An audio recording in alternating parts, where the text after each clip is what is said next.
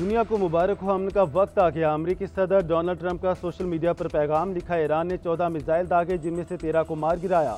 हमले में कोई जानी नुकसान नहीं हुआ। ईरान के दागे गए एक मिसाइल से कोई खतरा ना था, उसे नज़रअंदाज किया। ईरान ने अपनी जोहरी तनसीबात की तबाही का इंतहाई कमज़ोर जवाब दिया। अमीर कतर का खिते के अमन के लिए इक़दामात पर मशकूर हैं। ईरान ने अपना गुस्सा निकाल लिया। उम्मीद है मज़ीद नफरत नहीं रहेगी। सदर ट्रंप का ईरान और इसराइल से खिते में अमन की जानी बढ़ने का मुतालबा। कहा, ईरान का मशकूर हूँ कि उसने हमें हमले की पेश की इतला दी।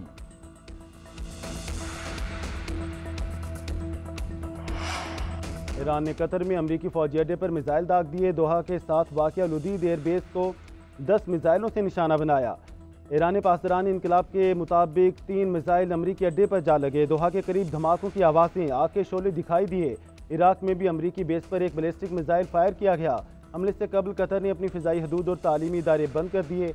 मुत्तहिदा अरब अमारात की फ़िज़ाई हदूद बंदिश के बाद बहाल। अरब ममालिक की 400 से ज़ायद परवाज़ें मनसूख या रुख तब्दील कर दिया गया।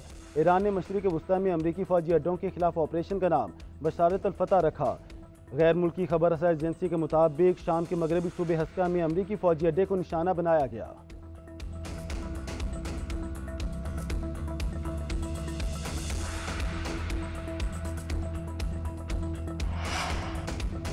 ईरान के हमले में कुछ जानी नुकसान नहीं हुआ। ईरानी हमले के खिलाफ रद्द अमल का हक रखते हैं।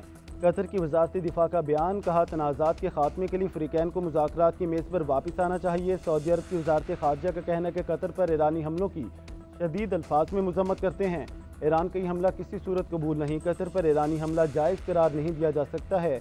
बहरीन की वजारत दाखिला ने हिदायत जारी की कि रिहायशी पुरसुकून रहें और महफूज इलाकों की तरफ जाएँ।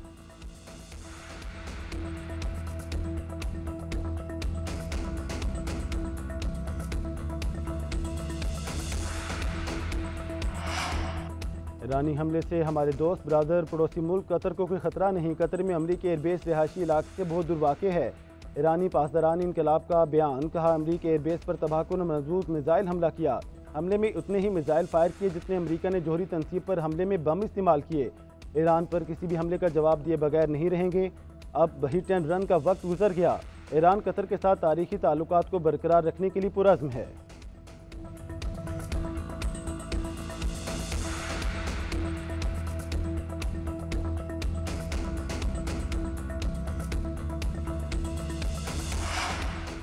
अमरीकी सदर ट्रंप जंग शुरू कर सकते हैं, लेकिन ख़त्म हम करेंगे। ईरानी फौजी सेंट्रल कमांड के तर्जुमान की वार्निंग। कहा, अमरीका के खिलाफ संगीन नताइज रखने वाले ताकतवर ऑपरेशन करेंगे। अमरीका ने जब भी ईरान के खिलाफ जुराइम का इर्तकाब किया, उन्हें फैसला कुन जवाब मिला। तर्जुमान ईरानी वजारत ख़ारजा इस्माइल बकाई ने कहा कि अमरीका को जंग के नताइज की जिम्मेदारी तस्लीम करना होगी।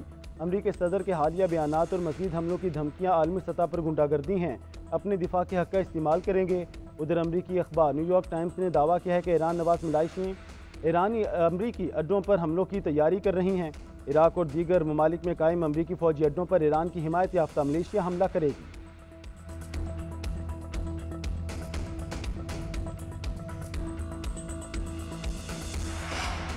वज़ीर आज़म शहबाज शरीफ का कतरी और सऊदी सफ़ीर से टेलीफोनिक राब्ता। मशरिक़ वस्ता की कशीदा सूरत हाल पर तबादला ख्याल।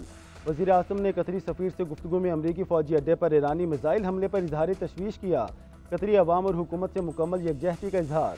खिते में जारी कशीदगी फौरी कम करने की ज़रूरत पर जोर। वज़ीर आज़म का सऊदी सफ़ीर नवाफ बिन सईद अल मालिकी से भी राब्ता। मशरिक़ वस्ता में अमन और इस्तेहकाम के लिए हर मुमकिन सफारती कोशिशों की ज़रूरत पर जोर दिया।